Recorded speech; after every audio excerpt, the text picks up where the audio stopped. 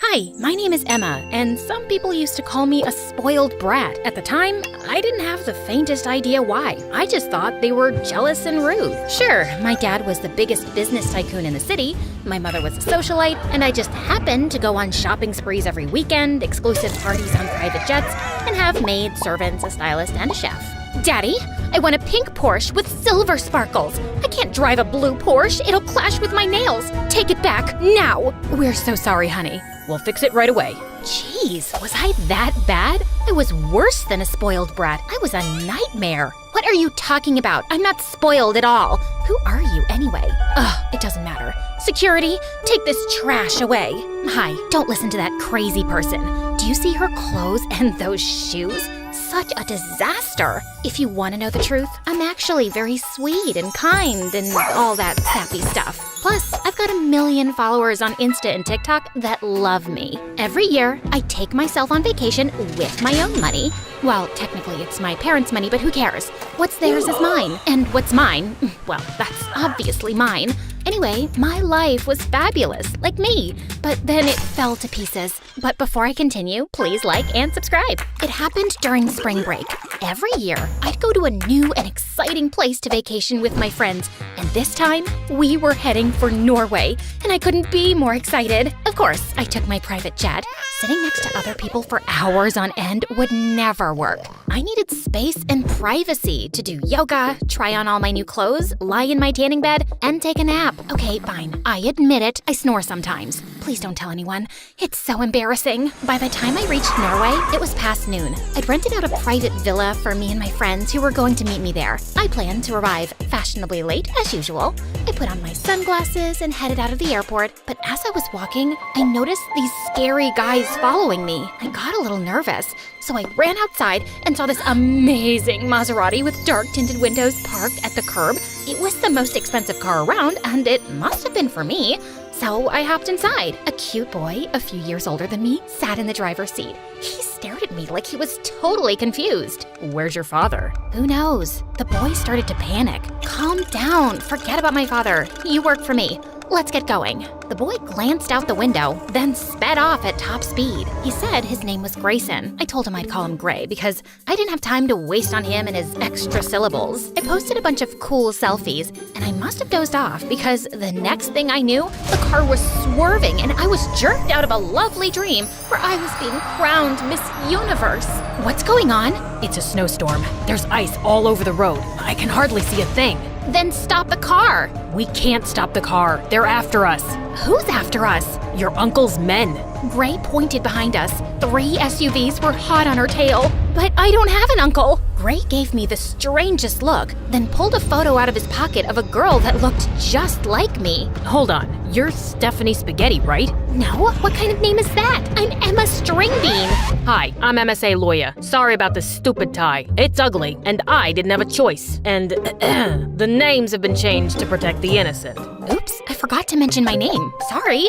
Now can you please leave? You're standing in my spotlight. What a stupid tie. Yeah, right? I was like, guys, give me a blue one. It suits my eyes better. But the owner was like, no, our icon is purple, so your tie should also be... Why would anyone hire someone like him? Anyway, back to my story. When Gray realized that I wasn't this spaghetti girl, he turned really pale. Then one of the SUVs pulled up beside us. Stop the car, now! Leave us alone, or I'm telling my dad. The scary man smirked, then rammed our car really hard. Gray drove faster, trying to get away, but our tires slid on some ice, and Gray lost control. The car smashed through a railing, ran off the road, down a slope, and straight for a tree.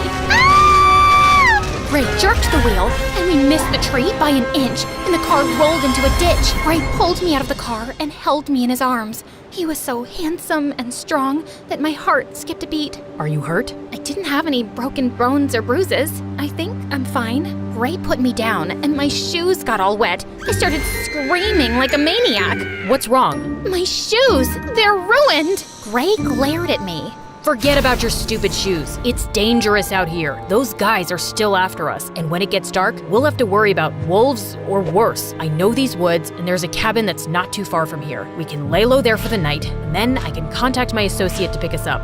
I'm not going anywhere with you. You're not even my driver. You kidnapped me. I didn't kidnap you. You jumped into my car. Tomato tamale. That's not how that saying goes. Whatever. This is all your fault. Who are you anyway? Are you some kind of criminal? Are you a crazy psycho? I'm a driver for the spaghettis, but we don't have time to argue. We need to get to that cabin. It's a hike, but if we hurry, we can get there before the sun sets. Follow me. Gray headed into the forest, but I just couldn't move. What are you waiting for? Do I look like I'm dressed for a hike? I'm wearing Versace. Are you kidding? You're worried about your dumb clothes? Do you know how much this outfit costs? Suit yourself. I'm out of here. Gray walked away. I couldn't believe he was being so inconsiderate. You're fired. I don't work for you. I pulled out my cell phone to try to call my dad, but I couldn't get any reception. So I tried to get to higher ground. I walked past a creek and a clearing of trees, but my stupid phone still didn't work. Then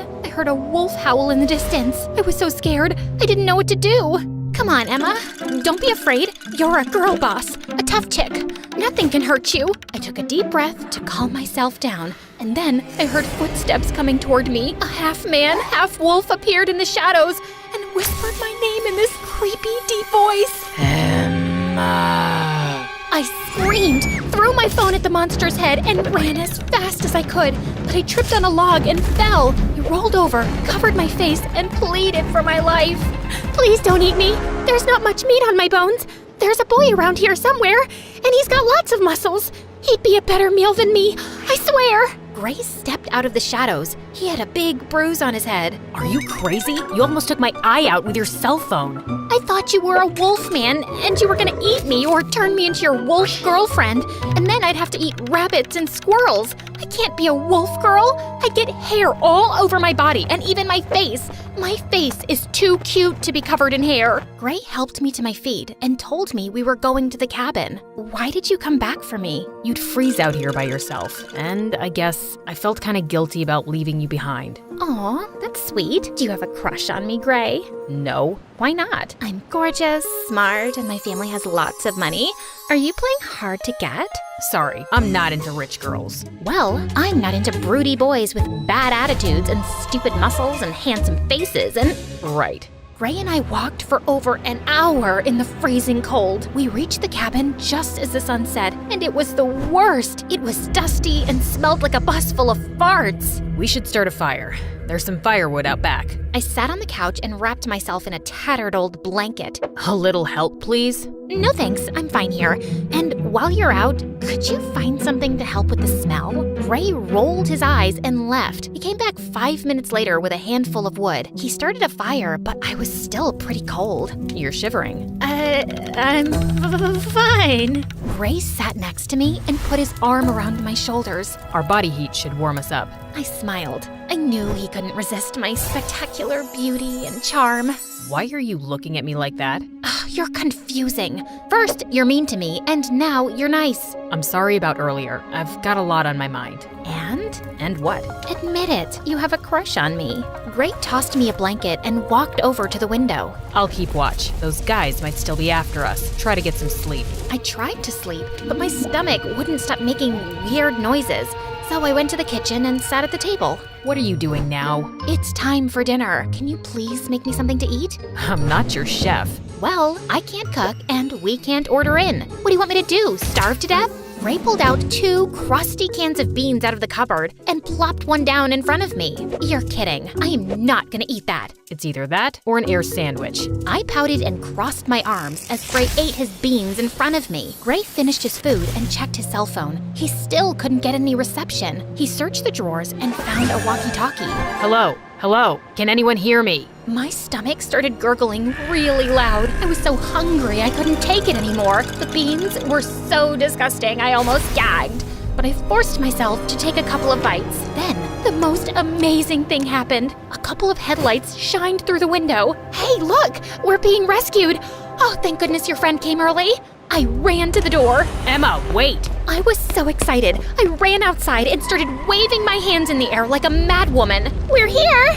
Save us! An SUV pulled up to the cabin, and the scary men from the airport stepped out. Why do your friends look like the scary men that ran us off the road? Those aren't my friends. Gray grabbed me, pulled me into the cabin, then slammed the door. Didn't you call them on that silly gadget? You mean the walkie-talkie? Whatever. It's broken.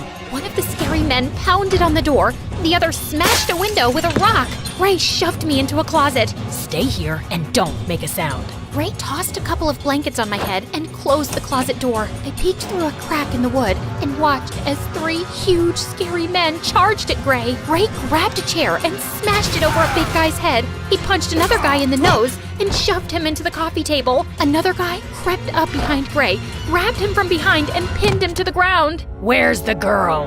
Let her go. She doesn't matter. She's not even a spaghetti. That little witch saw our faces. Both of you have to go. Gray was a goner. I had to do something. I couldn't just sit back and watch. I burst through the door, growling like a wolf. The bad man turned to me and laughed. Then he punched Gray in the stomach, tossed him to the side, and started running toward me. I ran into the kitchen, grabbed my half-eaten can of beans, and threw it in his face.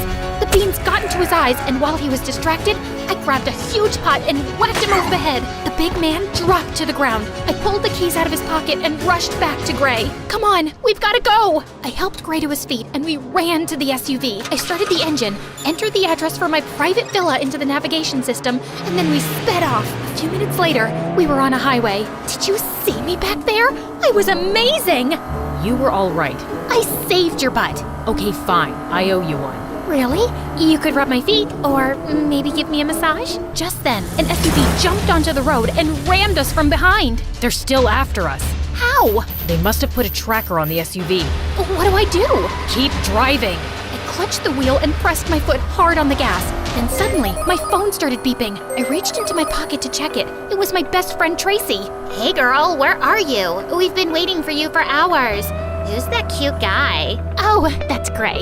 He's my driver. I think he's got a crush on me. Emma, keep your eyes on the road. Sorry, girl. Gotta go. Bye. Gray snatched the phone out of my hands and called 911. The SUV was gaining on us. Then 2 more hopped on the road beside us. Gray grabbed the wheel and started swerving the car like a lunatic. I saw a road sign up ahead. The villa's that way. Gray turned the wheel hard. The SUVs were still hot on our tail. Faster! I'm trying! We raced onto the off-ramp. Then I looked up and saw the craziest thing. There were half a dozen police cars in front of us and a row of spikes in the middle of the road. Stop the car! I slammed my foot on the brakes. The spikes pierced our tires, and we skidded to a stop. The SUVs behind us did the same. The police dragged the scary men out of the SUV and arrested them. Then one of the officers walked up to Gray. Agent Grayson, we're so glad you're safe. What happened to the spaghettis? We intercepted them at the airport and took them into the witness protection program. They're safe because of you. I was shocked. Wait, I thought you were just a driver. I work for the FBI. I've been undercover on the spaghetti case for years. My heart skipped a beat. Gray was a real-life hero. And somehow, he was even cuter than before. The next morning, Gray and I were all over the news. The scary men that chased us spilled the beans about their boss, Stephanie Spaghetti's uncle, and all his criminal activity, which led to dozens of arrests. My parents were so happy I was safe that they invited Gray to dinner. Afterward, I walked him to his car. You know, Gray, you still owe me for saving your life. What do you want? Your parents are rich enough to buy you anything on the planet. I was thinking about something that my parents' money can't buy. What's that? A date with you? What do you say? I think that can be arranged.